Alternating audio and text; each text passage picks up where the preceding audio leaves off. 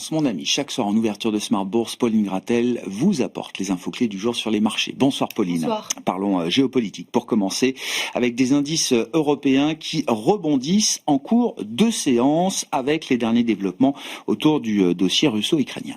Oui, selon ABC News, l'Ukraine aurait approuvé les termes d'un possible accord avec la Russie. Mais sur X, Volodymyr Zelensky a indiqué dans la foulée de ce rapport que les discussions se poursuivaient avec Washington. Dans ce contexte, le Stoxx 600 et l'Eurostoxx 50 progressent de plus de 0,5%.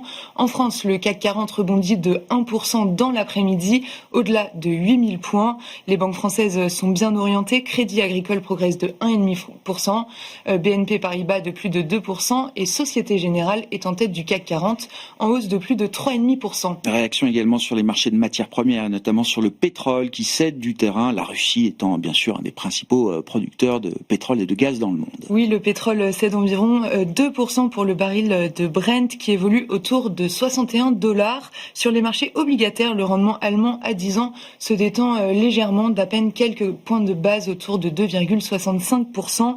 Le rendement français de même échéance évolue autour de 3,40%. Les statistiques américaines sont de retour depuis quelques jours. Les investisseurs ont regardé notamment aujourd'hui l'indice des prix à la production. Oui, les prix à la production industrielle américaine du mois de septembre ressortent conformes aux attentes en hausse de 0,3% sur un mois et de 2,7% sur un an. En version cœur, ils sont légèrement inférieurs aux attentes à plus 0,1% sur un mois et plus 2,6% sur un an. On a aussi regardé les ventes au détail pour septembre également.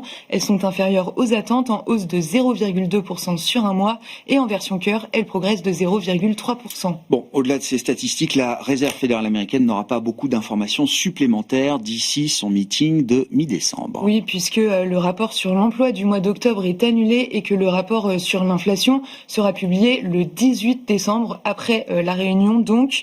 Mais en seulement quelques jours, les anticipations d'une baisse des taux de la Fed d'un quart de point sont passées du simple au double, de 40 à 80%.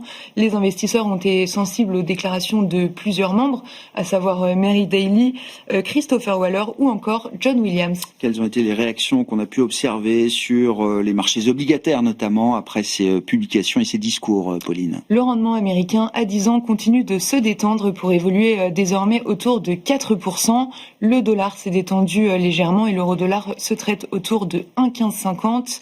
Du côté des marchés actions américains, ils ont ouvert en ordre dispersé. Le S&P 500 et le Dow Jones sont en hausse, mais pas le Nasdaq plombé par Nvidia. Oui, effectivement, Nvidia sous pression avec une bataille de titans qui est en train de se dessiner, les TPU contre les GPU. Oui, autrement dit, Google contre Nvidia. D'après The Information, Meta envisage d'utiliser les unités de traitement tensoriel, les TPU de Google, dans ses centres de données à partir de 2027 à la place des GPU, les unités de traitement graphique de Nvidia, actuellement leader de ce marché, même si dans un premier temps la place de numéro 1 de Nvidia ne devrait pas être remise en cause, les TPU de Google deviennent une alternative. La course à l'IA et la concurrence sur le marché des semi-conducteurs pourraient encore s'intensifier.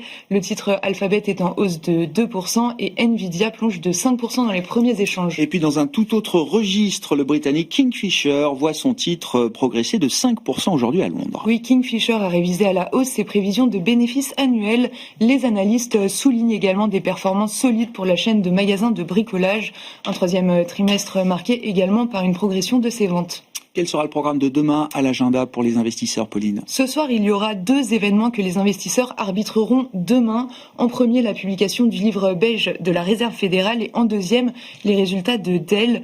Demain, le rendez-vous à ne pas manquer, ce sera la présentation du budget britannique au Parlement. Pour défendre ce budget impopulaire, la ministre Rachel Reeves souligne l'impact du Brexit, un impact à la fois sévère et durable selon elle, estimant qu'il explique en partie les difficultés actuelles au Royaume-Uni.